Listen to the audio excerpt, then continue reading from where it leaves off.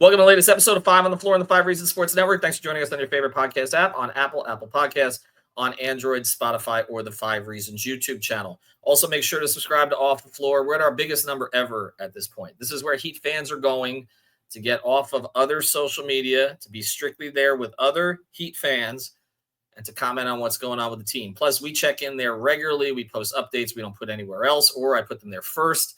And we've got stage shows that, again, are exclusive. So go to the link in the description.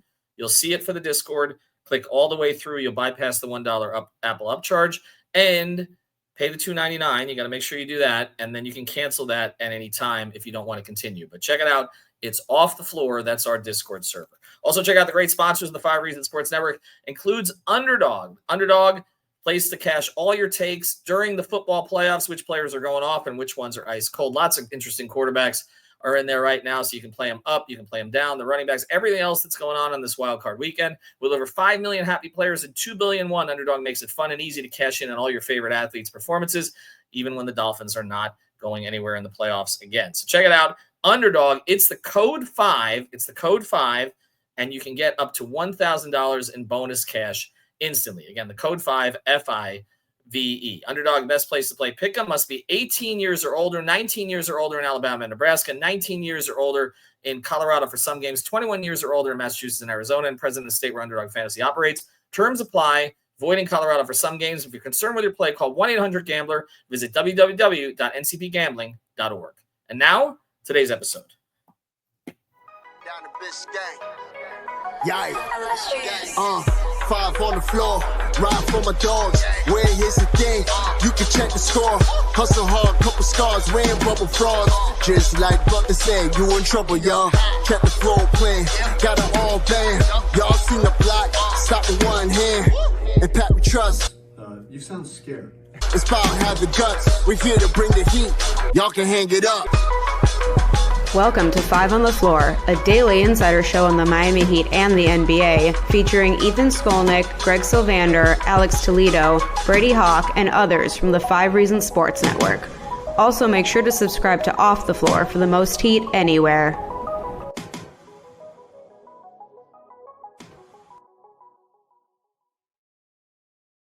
All right, welcome back to 5 on the Floor. Here's today's floor plan. I'm Ethan Skolnick. You can follow me at Ethan J. Skolnick on 5 Reasons Sports. I got Greg Sylvander. You can follow him at Greg Sylvander. Been a while since you and I have been able to sit down and do a podcast together. Make sure to check our game coverage. We're doing that every night. I'll be back with Brady and Alex tomorrow night. The Heat are in Utah. They're coming off a win against Golden State. So after the tough loss against Sacramento, which they played pretty well for most of that game, they were up 17 late. Blew the game in double overtime. Well, they blew the game before double overtime, but then it ended poorly, obviously. That followed the loss against Utah, which was a disaster, 36 points at home after the whole situation with Jimmy Butler and the 7-game suspension. And so this will be game 4 of the suspension. So you've got Utah, then they go to Portland. God forbid they lose that one. And then they got 2 in L.A., and then technically – Jimmy Butler could come back. He can come back for the January 17th home game, a Friday night against Denver. Those tickets, if you don't have them, I would get them now because we could see Jimmy Butler back. Do they introduce him last if he's still there? Do they introduce him last? They have to, right? Nothing changes. Yeah, I think you got to stick to the script. But boy, that's going to be interesting. That's must-see TV for sure. I'm looking for a babysitter, by the way, at the moment, because just anticipating this.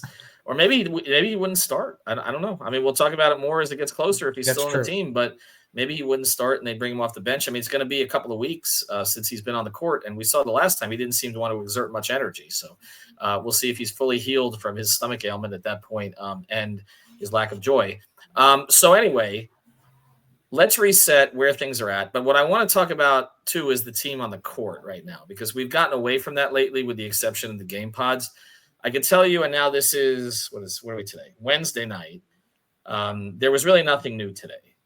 So every day there seems to be some sort of leverage play back and forth that's being lobbed in the social media world and on ESPN and other places where, it was, I think that the Butler camp wanted something to be done right after the weekend.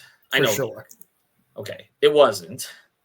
And instead, there was the stuff that came out from the Heat about, we'll take him back.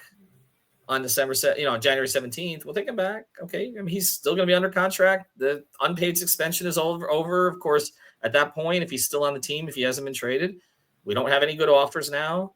So we'll take you back. And then from there, you see how he reacts. And if he reacts poorly, then you could suspend him again. Again, I'm sure the NBA Player Association would fight that again. That grievance has not been heard yet, the first one.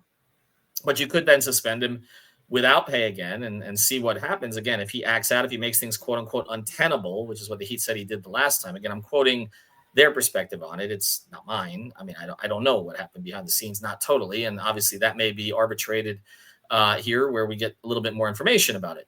But again, that's what happened there. Then once that happened, then we kind of had something from the other side, which seemed like a leverage play, which was the leak through Chris Haynes.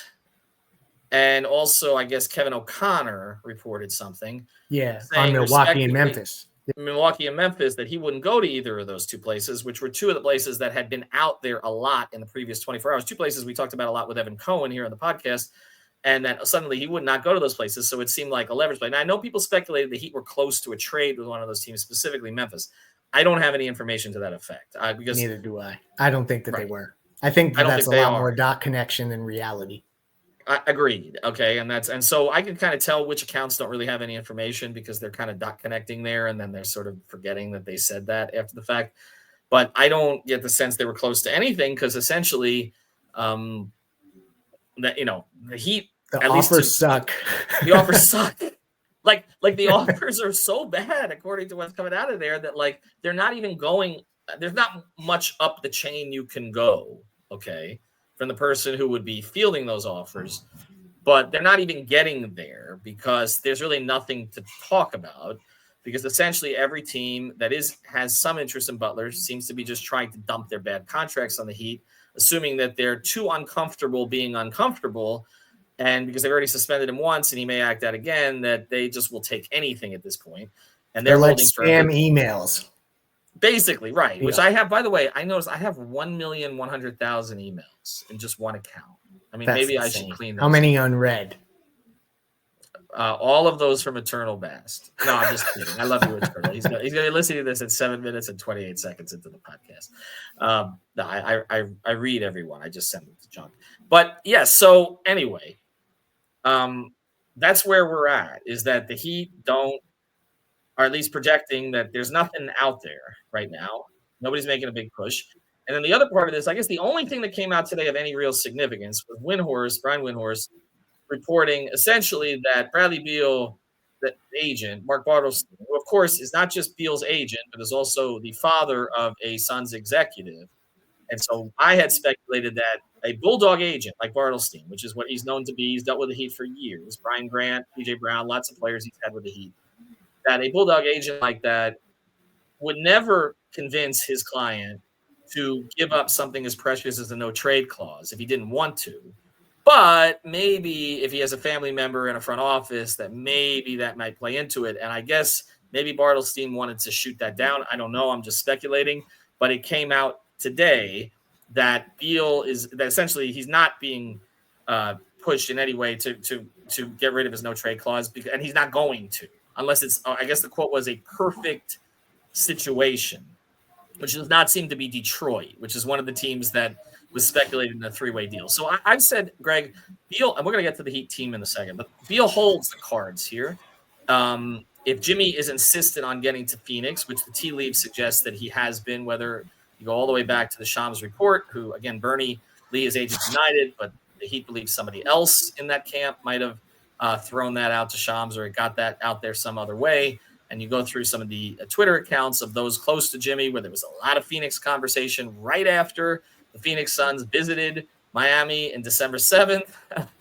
There's also a Jimmy Butler tweet of a video when he was in Phoenix earlier this season, which said, "I'll be back soon." Jimmy never tweets, or very rarely tweets anything unless it's like a coffee pop-up. So there's a lot of tea leaves that have been putting together that this has been a Phoenix play all along.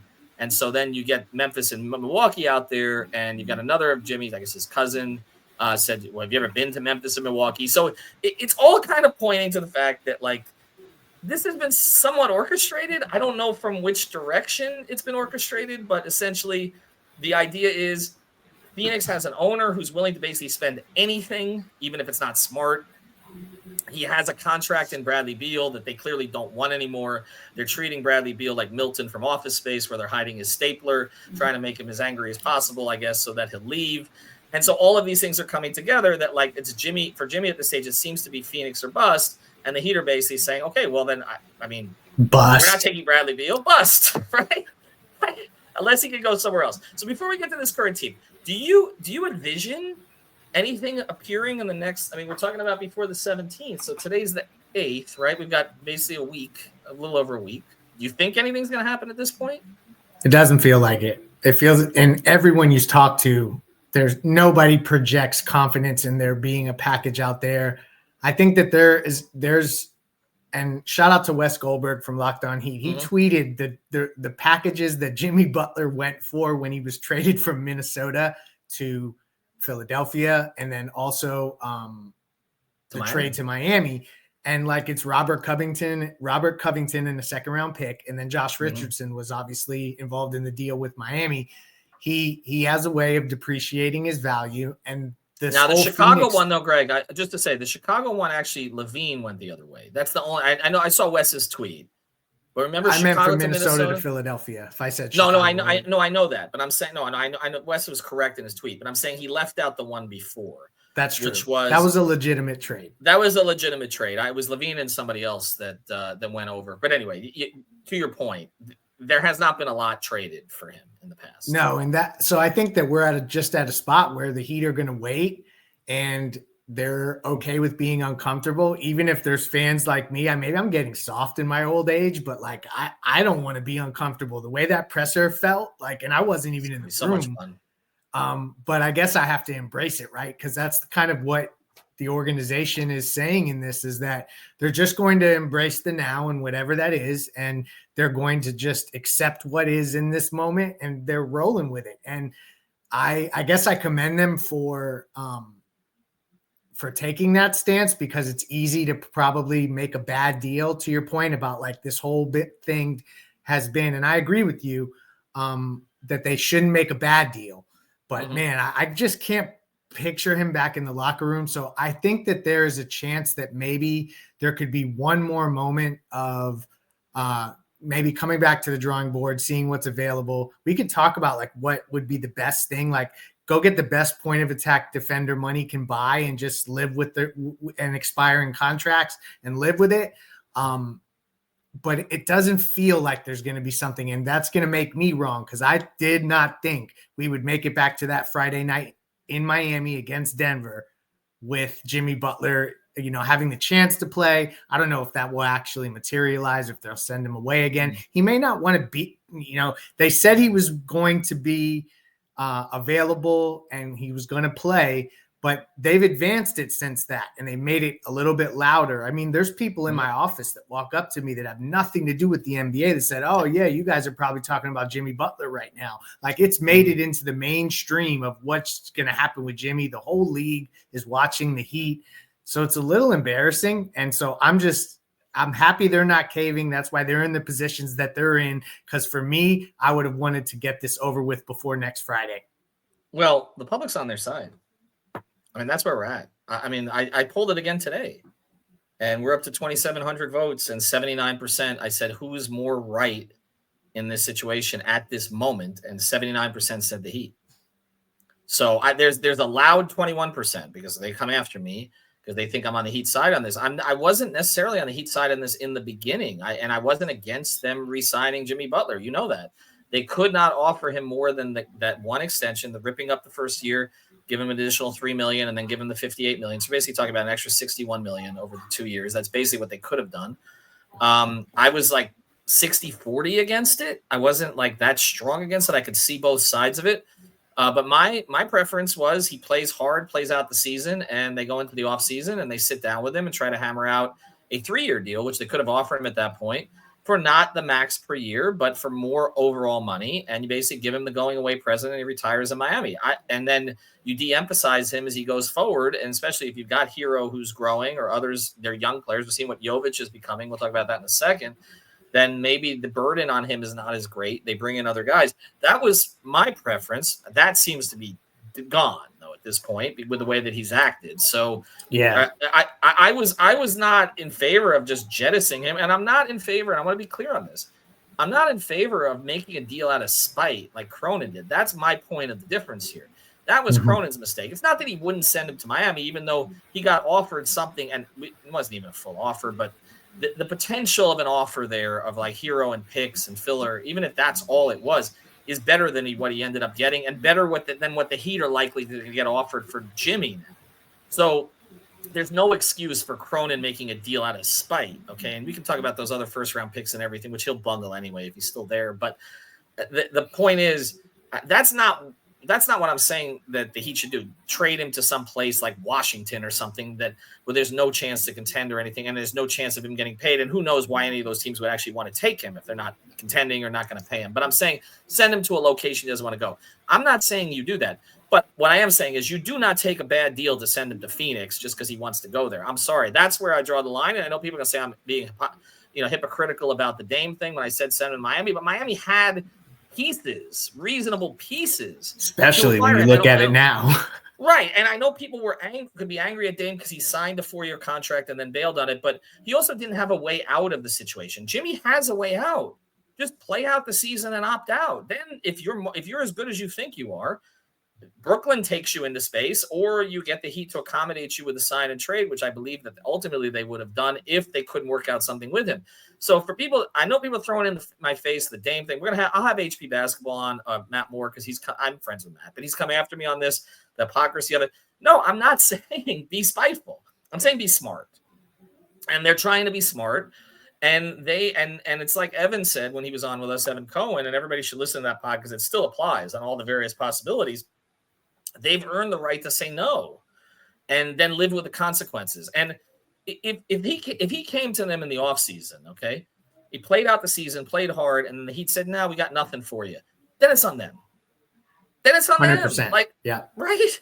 Like, or if they're not willing to help facilitate a deal or something like that, right. Like it could end. But I don't think it was heading in that direction. I really don't. I think the Heat would have been willing to negotiate this thing down. And that's what makes it. I said it was embarrassing earlier. It's also like it's frustrating. And I think a lot of Heat fans are kind of in a phase where they're trying to figure out, as we kind of pivot here, like, what can I latch onto next about this team and start to fall in love? And like, that's like kind of what you have to deal with the reality with this group. And so like you start to look at these other players because it doesn't look like a resolution is coming. So no shiny new toys are on their way necessarily from a trade perspective just yet. So you have to start to look at the roster and figure out like, what do you have here? Because it doesn't look like Jimmy's gonna. I guess you could insert him back into the lineup, but it just feels really weird to me. I feel like there's a better chance that they come to a mutual decision to have him stay away than him play again, but maybe I'll be wrong on that too. I just hope not, because I want to see it at this point. I'm all for the drama at this stage. It's made an uninteresting season interesting, and I still think there are paths out of it for both parties. You said they won't pay him to stay home though, right? They won't. I will be stunned. They have made that clear to anybody they communicate with. They're not going to pay him to stay. This is not PJ Tucker. This is a high profile player who's making $50 million. Okay. Yeah. You're paying the guy $500,000 or more to stay home per game. That is ridiculous business. I cannot see. And here's the other thing. I can't see the NBA standing for that. Like they have a player participation problem right now, and you're taking a guy who has been a top 10, I'm not going to take it away from him, top 5 to top 10 playoff performer over the past 5 years, okay, when they've been in those situations, and you're basically saying, and you're sending him home, like you can't ignore, like the ESPN has ignored the Heat for years when they've got to the finals, and they're not ignoring them now. The NBA is going to absolutely, I think, step in that situation. So I don't see that happening.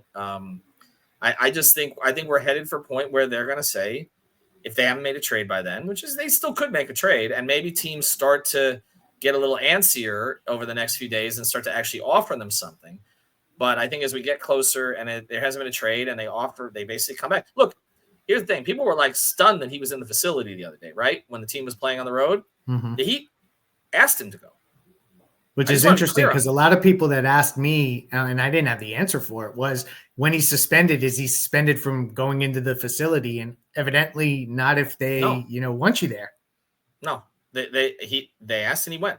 So I don't know what that means going forward, but it does mean there's some level of communication. I know he has a relationship with the people who stayed behind. The specific trainers and coaches who were with him are people I know he has a very friendly relationship with, typically. Okay, so it didn't surprise me the folks that were there with him, but again, there's a lot of intrigue here. All right, in the last 10 minutes of this podcast, I want to go into where they're at as this goes forward, and again, we'll continue to follow the story. We're going to have on Mike Vigil. He goes by @ProtectedPick on Twitter. He's going to join me sometime tomorrow. He covers the Suns as well as anybody. And so I want to get into it with him on kind of what the Suns are thinking here, because they're awful right now. Like they lost to Charlotte team that had lost 18 out of 19 or something like that. Yeah. The Suns are not very good. I don't think Jimmy fixes it. So I'm curious what they're up to. And hey, can you get KD for Jimmy at this point? Anyway, before we go forward, want to mention that's a tease. Want to mention a great sponsor of the 5 Reasons Sports Network. Got to have the guts lately. Water Cleanup of Florida. If you got a leak, you got to reach out to them. WCUFL.com. It's our friends Michael, Robert, their entire team at Water Cleanup of Florida. You can find them at WCUFL.com. That's WCUFL.com. More than 100 5-star reviews on Google. Your one-stop water and mold cleanup shop. They're based in Boca Raton. They service the entire Tri-County area. They can do the preventative maintenance for you, the leak protection, or if things have gotten really badly, the damage assessment. If they can't get the job done, they will let you know. They are honest contractors in a world without many of them. So check it out, WCUFL.com. That's WCUFL.com. If you've got the schmutz, they got the guts. So let me just look at this team right now, and let's assume they don't get a star in a trade, okay? And let's assume they don't get Jimmy back playing regularly, or that ends at some point. So I know that the Heat primarily would like to get a star-level replacement for Jimmy. That would be the goal here, okay? Durant. I don't know that it's going to happen, okay? But that, you start here, and then you start, expirings and picks, or can you get a guy who can kind of be a bridge player whose contract is not that long, okay? And you can, he helps you maybe that's what we talk about, like a deal like a DeRozan deal or something along those lines. Or maybe it's a better player, like a better player at this stage of his career with more time on his career left, like a Brandon Ingram, and then you make a decision whether to pay him later on, okay? And these are all just names I'm throwing out. Or a Zach LaVine, which is Alex's favorite. Or you can't even get anybody quite that good, but you have somebody who's kind of a bridge player. We're seeing some of these guys on this team pop a little bit. Jovic and Jaquez, and I think for two different reasons. Jovic, I just don't think has been put in the right roles this year. I hadn't gotten enough consistent playoff playing time. Jaquez was not playing well. Those are two different things. Jovic has outplayed Jaquez when he's played this year. But Jaime's looked better lately. I mean, the missed threes in the corner, which I don't like that becomes his shot because it doesn't seem to be what he's best at. Agreed. And the missed free throws late in the game the other night, which hurt them, which kind of contributed in some ways to the defeat. But he's looked better when he looks like he's thinking less since Jimmy went out. He's getting the minutes. And Jovic, I think Nico has star potential. I do. It's going to take a while, but he's just 21 and he plays with an edge. He has a really, really interesting offensive skill set. He sees the floor as well as anybody on the team. He really does. And I mean, with his reads, some of the skip passes that he makes, he's better in transition, I think, than anybody else on the team. Like when Nico has the ball on the break, you're like, all right, good things are going to happen. Yeah, this is where he's comfortable. It's not the case with TR or some of the other players on this team or Haywood or others. You're on the break, you're like, whoa. There's a lot there. And so before we get, and I'll ask you the type of player that if you could get a bridge player right now, the type of player that might make sense to give this team a chance to maybe, I don't know, get out of the play-in, compete in the playoff series without Jimmy, which is a tall order. Okay, I'm not saying it's going to happen regardless of what they do. But I'll say this. Jovic needs to play every night. He needs to play a lot. That, right? Alphonse Sidney calls him a ceiling raiser, and I could not agree more. That is a great way of describing precisely what he does for the Heat now and in the future. Play Nico every minute that you possibly can. Although I do like the role that he's in currently. I think that it's a good spot for him, and I also think Jaime too is in the right role for this iteration of the Heat. But yes, let the minutes continue to uptick. 6-1 this year when he plays at least 30 off the bench. 6-1 when he plays at least 30 off the bench. I would leave him on the bench because he has natural chemistry with Ware. We talked about this last night on the podcast. He found Ware for that lob. He told me that before they left the trip that playing with Ware is easy for him because he just knows Ware's going to the rim. Playing Bam is more complicated for him because they put Bam in more spots on the floor. Ware likes playing with Nico because of his offensive creativity. Like, they have a bench big pairing. And the fact, I just want to say one thing also. I want to give Kevin Love enormous credit. He has been the sane one, the one keeping it loose on social media. We know he has a relationship with Jimmy, so he is in the middle of this, and yet has handled it, I think, brilliantly. He's the one, Nico said that he's the one who pulled the team together before the game against Golden State. And not only that, but he's basically given up his role. I mean, his role is gone to Jovic and Ware. He understood it before the season. But let's not look past that. We talk about wanting a team guy. Like, Kevin can have a job in the organization if he wants it afterwards. Like, you talk about operating in a graceful manner in a weird situation and trying to keep a team going and keep that pulse on what's happening. I mean, K-Love checks all the boxes. He's been awesome.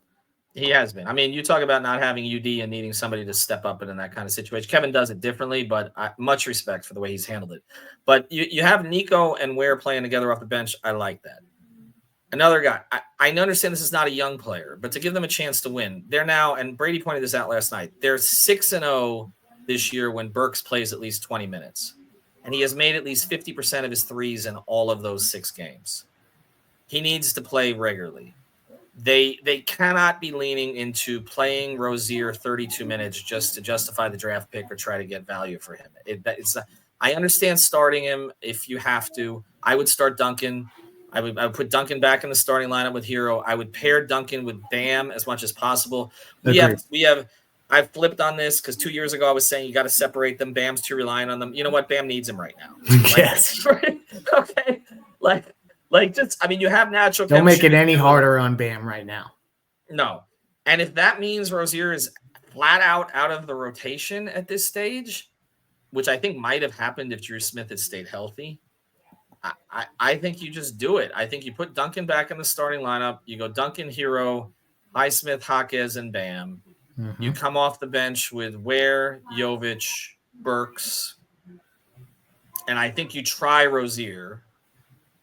Continue and if he's not playing well, then you take him out of there. And you go with Larson. And to me, that because you don't have Drew, you don't have Jimmy, and you don't have Josh back yet. So I think you thin this out kind of naturally, and I think that's what I would go with, and maybe even give Josh Christopher a try if Rozier's not performing. But that seems to be where this should go right now. And I'll ask you this as we close, and I know we did a lot of other stuff, and maybe we need to do a separate podcast on the topic I came into this with.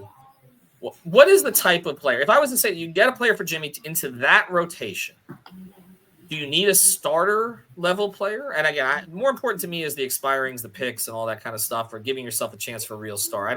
I wouldn't put too much on this, but if you were to get a bridge player, what should the bridge player be? I'll preface it by saying I think that what could accelerate some of the offers is the willingness to take on players that maybe don't expire in 2025's offseason, but in 2026. So you kind of open up the pool with which the players that could potentially, like, I'll give you an example of a couple of names that, like, if you injected them into what the Heat's doing, and this is totally theoretical, like the way that Dallas went and got PJ Washington and Daniel Gafford, like I'm using that trade as an example of like going and getting 2 guys, no small guards, but maybe with a lean towards point of attack defense. Like the more that I think about life post Jimmy right now with this particular group, like if you're trying to make the most of it, you probably need a headline player of some kind just because his salary is so large. So you're probably going to get somebody who's paid like a starter. So we'll probably be vying for a starting position. You would hope that player could, for maybe stretches of the game, provide some offense, because obviously this team can be anemic at times, but Tyler has figured out a ton of it, and I give him a lot of credit because he's seeing a lot of traps and different things now that he's had to navigate, and he's finding his way for the most part through it. But for me, it's you need size, you need functional players that play defense. That's the thing. I think if you just go get some dogs for this group that play D, that's going to probably be the best you can do, with then that headlining player being probably more of an offensive threat. Like some of the stuff they've thrown out there with Chris Middleton. I don't necessarily love Portis and Middleton as a package, but like something like that where you're getting a player that could average 15 points a game, and then a couple guys that maybe, bring off the bench as defensive anchors and things like that. Well, Middleton, DeRozan. If you got DeRozan, he would slide into Jimmy's old role in a lot of ways, offensively at least. But then you have the issue of then Jaquez goes sort of, I guess Jaquez would probably go back to the bench in that case. Because I don't know that you could play DeMar as a full-time 4. He has before. They used him as a 4 in San Antonio. And his deal goes past 2026. That's the other problem, right? It's a 3-year deal. That's right. He signed 3 years for 75. Middleton, you mentioned. Levine is a higher level of player and is having a good year. I have not been big on that contract and his knees going forward, but he's having a good year. Brandon Ingram. And he has a $43 million player option. If I recall, would you be willing to go into 26? With the way he's playing this year, does it make you think twice about it? Because I was against it, but he's been good. I do think he would be a better defender here than he's been. I feel like Alex has turned me on this a little bit. I'm a little weary of good player on bad team. We just went through this with Terry. But I think obviously Levine is a higher caliber player. It's interesting because, if you think that he would be potentially willing to opt out, depending on the way this TV deal makes the free agent landscape, it could explode from a salary perspective where you do have more and more guys opting out to try to get more, even though $43 million to opt into for Zach LaVine. I feel like most people thought he was going to lean in that direction. So maybe you take that chance, but I think for the most part, they're going to really not want to take back anything that goes past 2026. I really believe that that's the real reset year. If we're talking about the major wholesale changes that could take place around the young players that they're cultivating, but that's not now. And we're talking about the Miami Heat right now. Well, the other deal, we talked about the Memphis deal. If you could get Desmond Bane, I think you make the trade, but I don't think they're going to get Desmond Bane. See, to me, he's worth spending the money on going forward because I just think he fits them so well. But you talk about dogs on defense. If you take sort of what is sort of the lesser talented Memphis offer that offers you a little bit more flexibility, and it's not even an offer, it's just been a speculated match where you end up taking Marcus Smart back. Okay, you want a dog on defense. He's not what he was, obviously, but he's better than what they got. And if you get Brandon Clark, he does some interesting things. If he's healthy, and then you add you have Kennard, and you get 2 shooters in there, right? Kennard and Conchar, which give you a little bit more flexibility going forward if you end up moving Duncan, who by the way is a player that was most asked about last summer. I don't know if people know that on the Heat roster, but Bam doesn't get asked about a lot because next summer when they have to decide whether they're going to guarantee that deal fully or not, that's going to be an interesting moment too. It is, and right, because he has the half guarantee. But I think that Middleton one is interesting if he was healthy. I just don't. He's been a clutch player throughout his career. He's hurt the Heat a lot, but at the ankles, it seems like, I don't know. Yeah. That one makes me nervous. I love DeMar. I love a lot of things about DeMar. He doesn't seem to be making them better in Sacramento. And like you said, there's the extra year on the deal. It's just interesting. But it's not a huge money. So I think you are onto something in that, he does bring a lot of the Jimmy, offensive stuff. I don't want to just be too niche with without the attitude, the mid-range game they would have to deal with. Yeah, without he's easier. He's an easier locker room guy to deal with. Yeah.